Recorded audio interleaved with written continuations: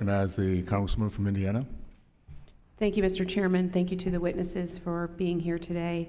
I'm a mom of a college freshman with 2 teenagers getting ready to prepare for college.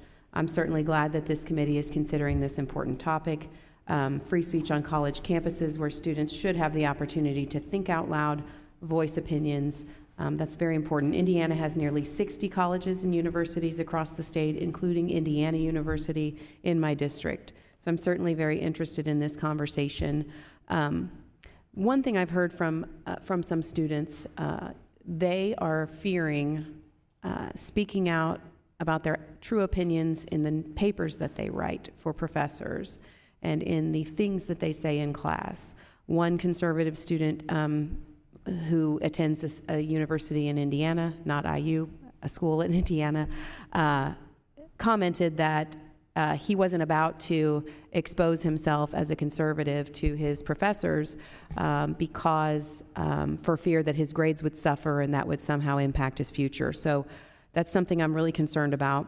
Another concern is when we were touring colleges, we visited a school that had 200 student groups and not a single conservative group among them. So that leaves no opportunity for conservative students to organize. Some of the issue may be that there is not a professor willing to sponsor a conservative group on campus.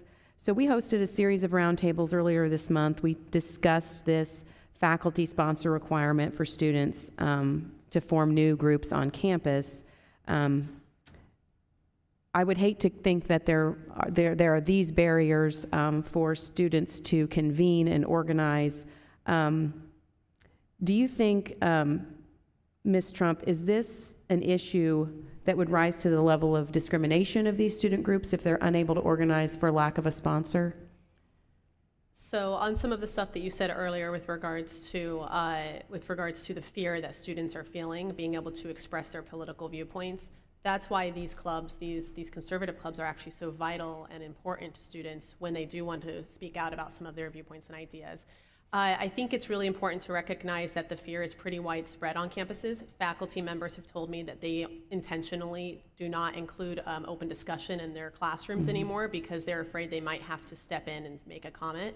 Students have told me, on the same vein of what you mentioned earlier, a Texas student told me that he doesn't wear cowboy boots to class because that's associated with conservatives, and he knows that if his professor found out he was a conservative, he fears that he would have retaliation via his grades. So there is a serious concern, and I can keep going on various examples.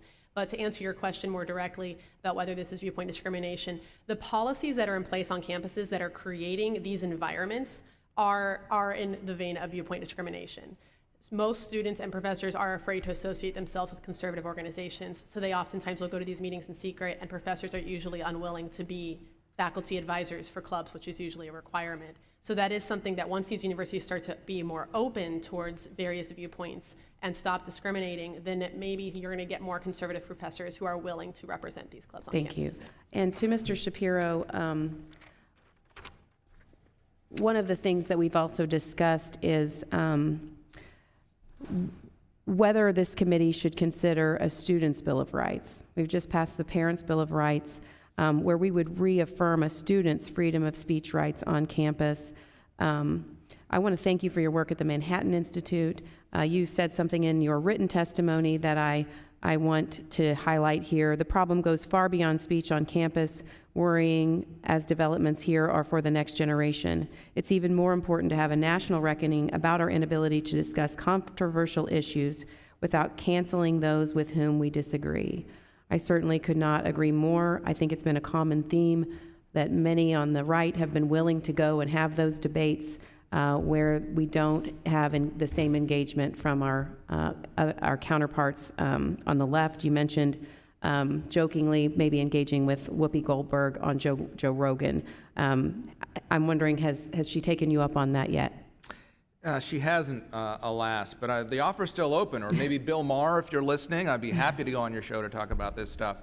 But look, there's absolutely a role for Congress here, and especially for state legislatures, particularly with respect to public institutions. It's not that any legislation in this area is a slippery slope to authoritarianism. You can absolutely require recipients of higher ed funds to certify they won't violate the Constitution. They'll preserve the already codified sense of Congress to protect student speech and freedom of association. Thank you. I yield back.